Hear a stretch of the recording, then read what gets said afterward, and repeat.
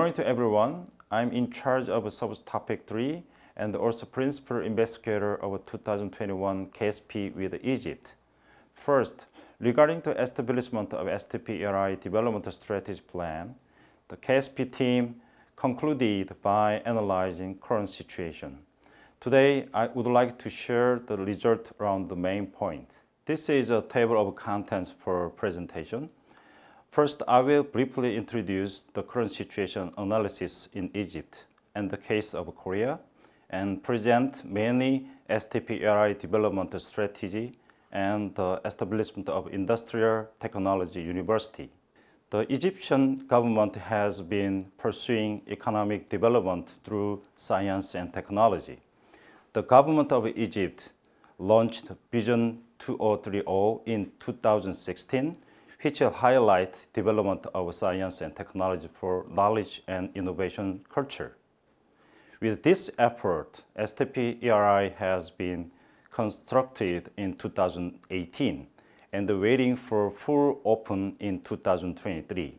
However, although the hardware of the STP-ERI has been impressively achieved, the software that enables the sustainable operation of STP-ERI has not been fully materialized.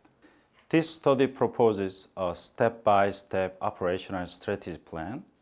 The development strategy is divided into 3 main stages. The short-term plan is within 3 years, mainly focusing on strengthening STP-ERI's internal capabilities.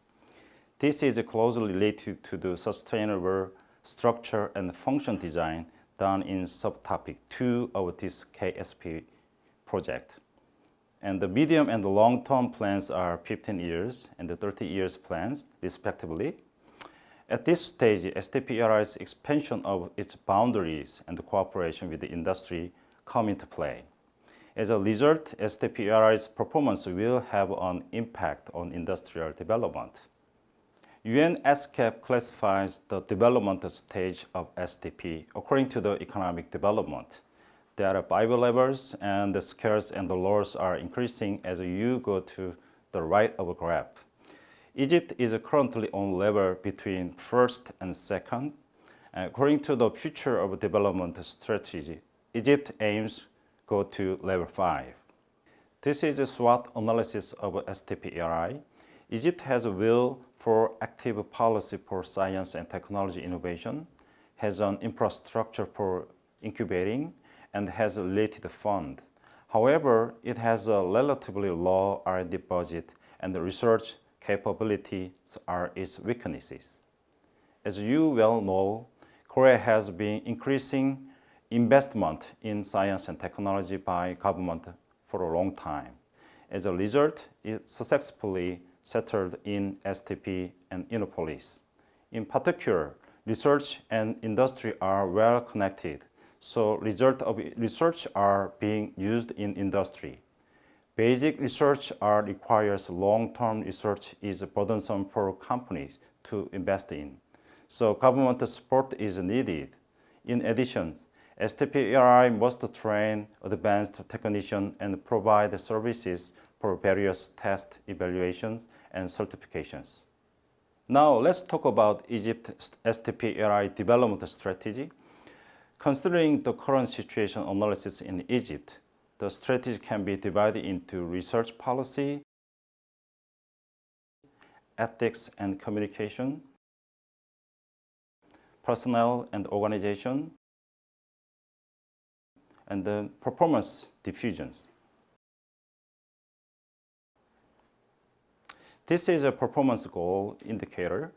It is derived by considering KPI of a Korean STP presented subtopic 1 and the current situation in Egypt. 6 major categories and the 23 indicators are presented. It presents a quantitative criterion of STP for achieving goals. Let's talk about the short-term, mid-term, and the long-term strategies. First, short-term is the institutional stabilization phase. In this period, this is important to stabilize the overall organization and prepare for the future. So it needs master plan, of STP-ERI. And internal organization and research management system should be improved. It also separates research and management organizations. Below is the comparison between Korea's development process and the current situation in Egypt. This is a consideration for setting quantitative goals. The midterm strategy can apply from 3 to 15 years can be defined as expansion period. It is important to expand the research field and the link regions and industries. During this period, as a field of R&D will expand, STP organization will also increase. Research results are transferred to the industry and profit is generated through the utilizations. And international joint research is actively conducted. Additionally, the new university shall be established by that year. Therefore, it will be important to stabilize the new university and link the STP-ERI and the university. In the long-term perspective, it is necessary to expand the R&D for growth and establish a dedicated R&D organization to create excellent research results. Thus, this period can be defined as creating new value through the convergence of electronic communication and other research fields and industries. As a convergence period, this period will be cornerstone of attracting high-tech industry, creating new value by combining various fields, and the special zone for convergence science and technology complex will be established. This is the performance indicator I showed you earlier. It shows quantitative goals to be achieved in short-term, middle-term, and long-term in R&D and industrial cooperation categories. This is a quantitative goals for financial resources, organizations, and infrastructures. If these figures are achieved over time, the future of STP-ERI will be bright. Now, let's talk about the establishment of a university. The Egyptian government is continuously striving for higher education. However, it is still not enough to catch up with the science and technology education level of a developed country. For economic development, it is essential to foster advanced practical, engineer, and basic researchers. And STP needed to connect educational institutions for further enhancement of STP. In the case of Korea, the STP could have been enhanced by being closely connected with various universities. With all these implications, locating the advanced technological university in STP-ERI is very important for sustainable growth of the STP-ERI. The KSP team proposes the following as a way to establish University of Industrial Technology.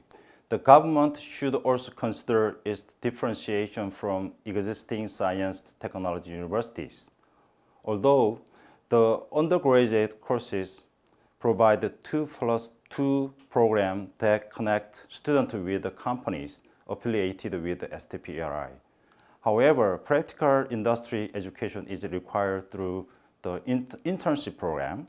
The graduate level requires different goals and approaches than undergraduate.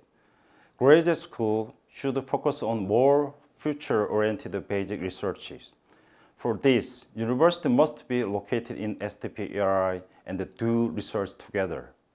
The KSP team has considered about financial resources for university establishment project. The team has reviewed the Korean ODA programs and the World Bank measures for funding sources. Although the government of Egypt is currently operating Egypt Education Reform Project with the World Bank, it is not be easy to operate another education project. So EDCF should be deeply considered for this project, which provide a loan with better conditions than any other ODA loans. To request for EDCF loan, it requires more concrete result of a feasibility study on the project. EDCF provides a project preparation assistance program on a grant basis. Therefore, documents for requesting PPA are very simple. However, it requires consensus from the stakeholders. There are stakeholders for the operation of the PPA and the EDCF loan. For the smooth operation of project, it is recommended to form a task force within the STPRI to coordinate all the entities. This is the end of my presentation. I hope today's proposal will help Egypt STPRI and industrial development. Thank you so much.